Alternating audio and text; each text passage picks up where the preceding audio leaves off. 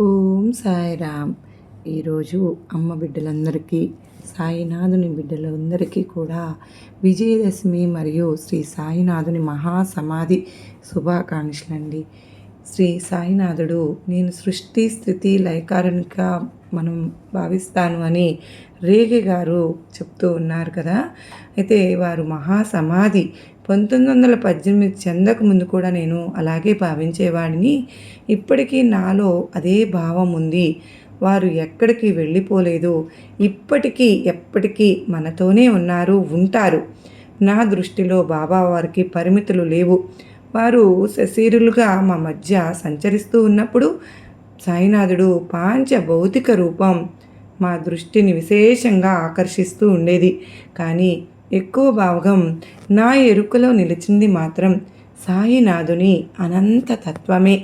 మూర్తీభవించిన ఓ మనోమయ దివ్యతత్వంగా సాయినాథుడు గోచరించేవారు.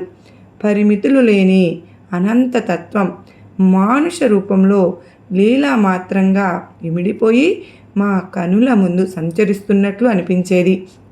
ఇప్పుడు ఆ పాంచ భౌతిక దేహం కనుమరుగైపోయి సాయిబాబా అనే అవధులు లేని కేవలం దివ్య తత్వం మాత్రమే మిగిలింది.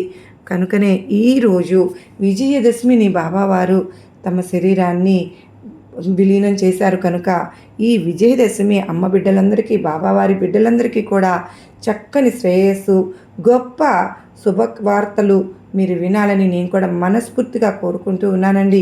అంత మాత్రమే కాదు, షిరిడీలో అత్యంత వైభవోపేతంగా బాబావారి మహాసమాధి ఉత్సవాలు అనేవి జరుగుతూ ఉన్నాయి. నిజంగా మనందరం చూసి కన్నులు మిరిపెట్లు కొలిపే అలంకరణలో షిరిడీ ఈరోజు ఉంది అంటే విజయదశమి రోజున బాబావారు భౌతిక కాయాన్ని సృష్టి చైతన్యంలో కలిపిన సమాధి చెందిన రోజు మనకు గొప్ప పండుగ రోజు అని మనందరికీ తెలుసు కదా. మరి మనందరం కూడా ఈరోజు గొప్ప పండుగ విజయదశమి మరియు బాబావారి పుణ్యతిథిని చక్కగా సంతోషంగా జరుపుకోవాలని నేను మీ అందరి తరపున బాబావారికి, అమ్మవారికి వేడుకుంటూ ఉన్నాను.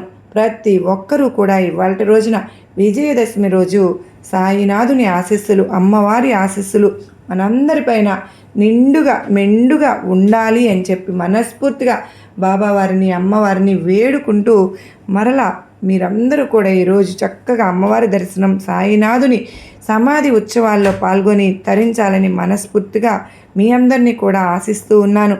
సర్వే జనా సుఖినో భవంతు. శ్రీమాత్రే నమః. జై సాయినాథ్ అని పలుకుదాం.